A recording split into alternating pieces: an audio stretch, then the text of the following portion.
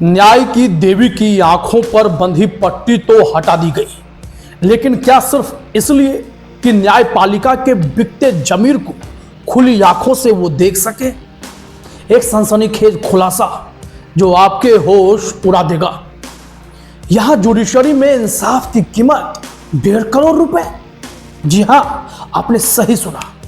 भारत की जुडिशरी जो हमारी आखिरी उम्मीद थी, वहां अब फैसले बिक रहे हैं। और यह भ्रष्टाचार सिर्फ लॉ ट्रिब्यूनल तक सीमित नहीं, बल्कि दिल्ली हाई कोर्ट के जज तक इसके घेरे में है। आखिर यह काला खेल कब तक चलेगा? और सबसे हैरान करने वाली बात, chief justice of India Sanjeev Khanna, जिनका कार्यकाल अब बस कुछ ही हफ्तों का बचा है, वो जुडिशरी के इस सबसे बिगड़े स्वरूप को देखते जा रहे हैं। लेकिन एक्शन के नाम पर सिर्फ बेबसी दिख रही है। तो चलिए खोलते हैं इस भ्रष्टाचार की काली सच्चाई की परतें।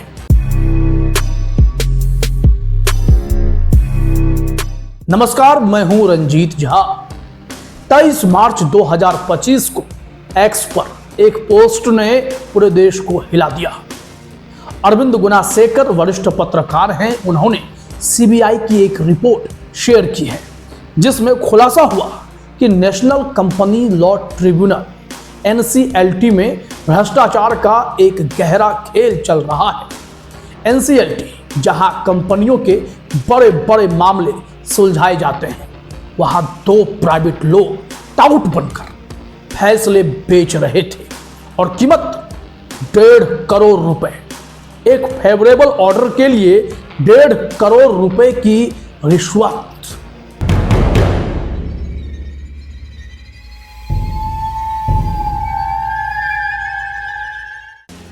लेकिन यह खेल अकेले नहीं चल रहा था। सीबीआई की जांच में पता चला कि रजिस्ट्री ऑफिसर्स इस रैकेट की सबसे बड़ी कड़ी थे। ये लोग टाउट्स और एनसीएलटी के मेंबर्स के बीच ब्रिज का काम करते थे। और इस पूरे रैकेट का किंगपिन एक रिटायर्ड रजिस्ट्री ऑफिसर, जिसके घर पर सीबीआई ने छापा मारा।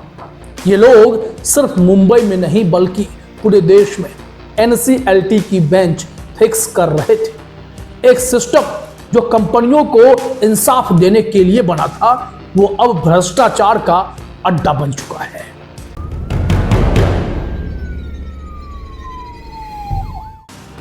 फरवरी 2025 में सीबीआई ने इस रैकेट को पकड़ लिया। जांच में पता चला कि नरीमन पॉइंट मुंबई की एक legal firm MSAU corporate advisory and legal services इस रैकेट को चला रही थी। इस फर्म के मालिक एक खेतान और उनके कर्मचारी एमए भट्ट ने एक शख्स से संपर्क किया और कहा, हमें 1.5 करोड़ दो, हम एनसीएलटी में तुम्हारा फैसला फिक्स कर देंगे। इस लीगल फर्म ने कोड वर्ड इस्तेमाल किया, फीस। लेकिन सौदा इतना आसान था नहीं। पहले फर्म ने 50% एडवांस की मांग की, यानी 75 लाख रुपए। जब शख्स ने मना किया तो सौदा 20% पर आ गया, यानी 20 लाख रुपए। सीबीआई की एफआईआर के मुताबिक 4 फरवरी 2025 को शख्स ने एमए भट्ट के दिए गए एचडीएफसी बैंक खाता नंबर आप देख सकते हैं, में 20 लाख रुपए जमा कर दिए। लेकिन वो शख्स डरा नहीं। उसने सीबीआई को बताया कि सीबीआई ने एक स्टिंग ऑपरेशन फिर प्लान किया। उन्होंने खेतान और भट्ट की हर हरकत पर नजर रखी, उनके फोन टैप किए और आखिरकार 20 लाख रुपए की डील पक्की होने के बाद सीबीआई ने रंगे हाथों उन्हें पकड़ लिया। जुडिस आवर की एक रिपोर्ट के मुताबिक सीबीआई ने एक रिटायर्ड एनसीएलटी ऑफिसर के घर पर छापा मारा, जो इस रैकेट का मास्टरमाइंड था। और हैरानी की बात, इस रैकेट में एनसीएलटी की जुडिशियल मेंबर रीता कोहली और टेक्निकल मेंबर महेंद्र खंडेलवाल का नाम भी सामने आया है, जिनके साथ इन टाउट्स की साठगांठ थी। सोचिए जरा, 1.5 करोड़ रुपए, एक आम आदमी की पूरी जिंदगी की कमाई से भी ज्यादा लेकिन इन भ्रष्ट लोगों के लिए ये बस एक डील थी और ये पहली बार नहीं है। ट्रांसपेरेंसी इंटरनेशनल की 2020 की रिपोर्ट कहती है कि भारत में 100% लोगों ने कोर्ट में रिश्वत देने की बात कबूल की और ये आंकड़े 2020 के हैं।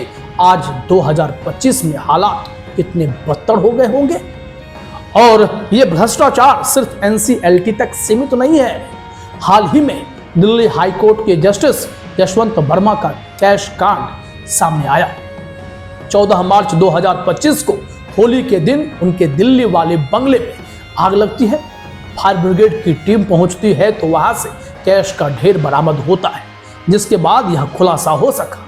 सुप्रीम कोर्ट ने इस मामले की जांच के लिए 3 जजों की एक कमेटी तो बनाई है, लेकिन अभी तक कोई ठोस कार्रवाई नहीं हुई है। यहाँ संजीव खन्ना के ऑर्डर ताबड़तोड़ बदल रहे हैं। जस्टिस वर्मा का नाम तो पहले भी CBI की FIR में आ चुका है। Simbhaoli sugar limited fraud case में CBI ने उन्हें आरोपी नंबर 10 बनाया था, जिसमें 97.85 करोड़ रुपए की हेराफेरी का आरोप था। सवाल यह है कि जब इतने बड़े जज पर सवाल उठ रहे हैं तो इस सिस्टम पर भरोसा कैसे करें? जरा सोचिए, एक छोटा व्यापारी जिसने अपनी छोटी सी कंपनी को बचाने के लिए NCLT में इंसाफ की गुहार लगाई। उसने अपनी जिंदगी भर की कमाई दांव पर लगा दी, लेकिन उसे क्या मिला? भ्रष्टाचार की भेंट चढ़कर उसकी कंपनी बिक गई और वह सड़क पर आ गया। उसकी आंखों में आंसुओं के सिवा कुछ नहीं बचा। क्या यही है हमारा भारत? क्या यही है हमारा संविधान जो हर नागरिक को इंसाफ का हक देता है? जरा सोचिए कि इस देश में क्या गौतम अडानी ही सिर्फ फलेंगे फूलेंगे?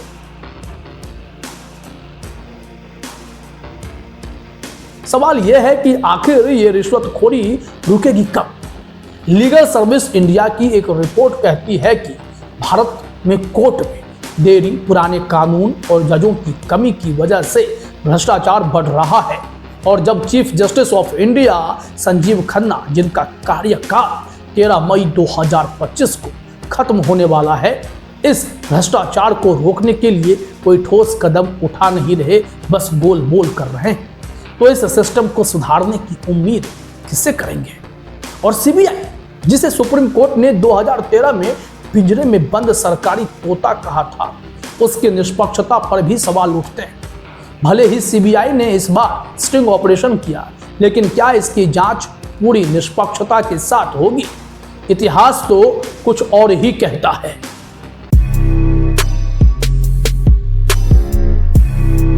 लेकिन यह भ्रष्टाचार सिर्फ जजों और टाउट्स तक सीमित नहीं है। जुडिशरी पर बढ़ता सियासी दबाव भी इस गड़बड़ी की एक बड़ी वजह है। 2014 में सुप्रीम कोर्ट ने NJAC, national judicial appointments commission को असंवैधानिक करार दिया था, लेकिन उसके बाद से सरकार और जुडिशरी के बीच तनातनी बढ़ती जा रही है। सरकार चाहती है कि जजों की नियुक्ति में उसकी दखल अंदाजी हो, ताकि वो अपने पसंद के जज नियुक्त कर सकें, और इसका नतीजा NCLT जैसे संस्थानों में भ्रष्टाचार को बढ़ावा मिलता है। सियासी दबाव की वजह से जजों पर दबाव बढ़ता है और वो या तो रिश्वत लेने को मजबूर हो जाते हैं या फिर सियासी हितों के आगे झुक जाते हैं।